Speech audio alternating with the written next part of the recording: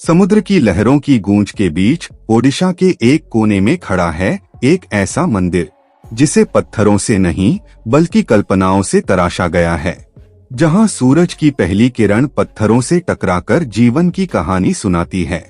यह कोई आम मंदिर नहीं, यह है कोणार्क सूर्य मंदिर, भारत की स्थापत्य कला का वो चमत्कार जिसे आज भी दुनिया के इंजीनियर्स और इतिहासकार समझ नहीं पाए हैं।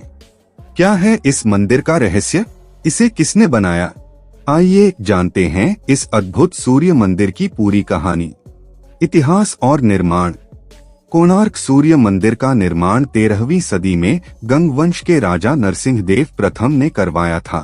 कहा जाता है कि यह मंदिर सूर्य भगवान को समर्पित था, जिन्हें अर्क कहा जाता है, और कोण का मतलब है कोना। इस तरह बना नाम कोणार्क। इस मंदिर का निर्माण 1244 से 1255 ईस्वी के बीच हुआ था।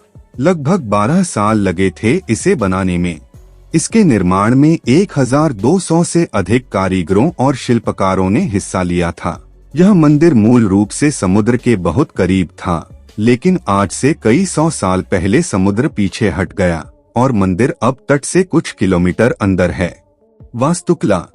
कोणार्क मंदिर एक विशाल रथ के रूप में बनाया गया है, सूर्य देव के रथ के रूप में।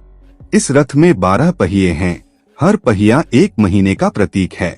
हर पहिए के अंदर की नक्काशी दिन के 24 घंटे और समय को दर्शाती है। यह पहिए केवल सजावट नहीं हैं, ये सनडायल की तरह भी काम करते हैं। इनसे सूरज की छाया देखकर समय तक पता लगाया जा सकता है, वो भी सदियों पहले।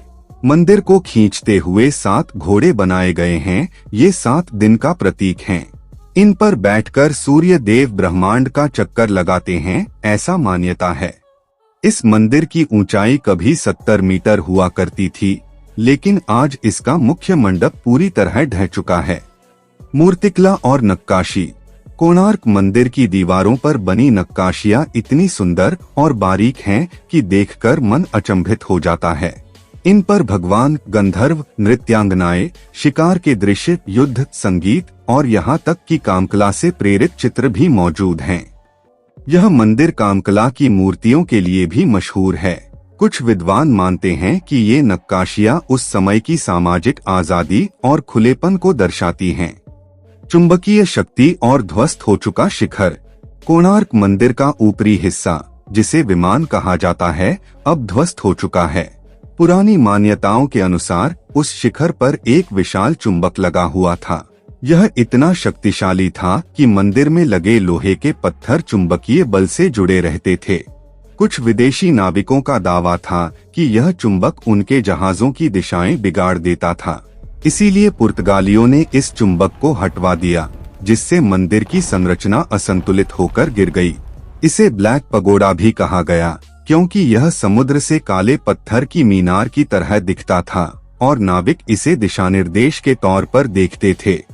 धर्म और विज्ञान का संगम। कोणार्क मंदिर सिर्फ एक धार्मिक स्थल नहीं था, यह ज्ञान और विज्ञान का प्रतीक था। इसकी दीवारों पर खगोलीय गणनाएं थीं। समय मापने की यंत्र शैली पहियों में छुपी थी।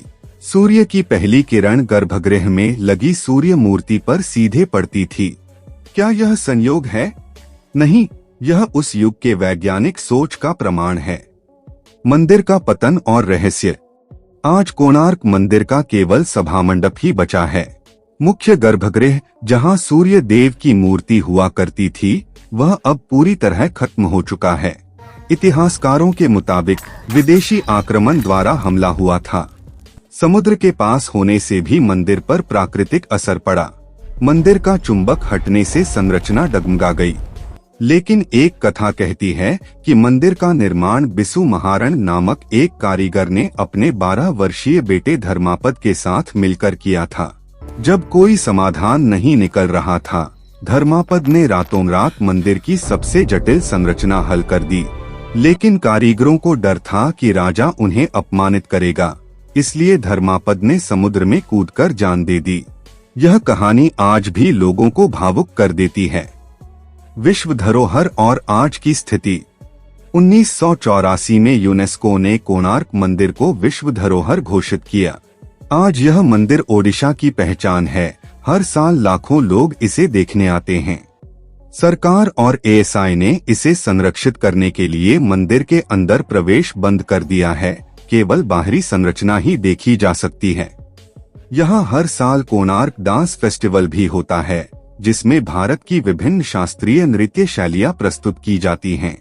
कोणार्क सूर्य मंदिर केवल पत्थरों का ढांचा नहीं है, यह भारत की उस सोच का प्रतीक है जहां धर्म, विज्ञान और कला एक साथ चलते हैं, जहां सूरज की पहली किरण, इंसान की श्रद्धा और प्रकृति का विज्ञान एक ही रेखा पर मिलते हैं।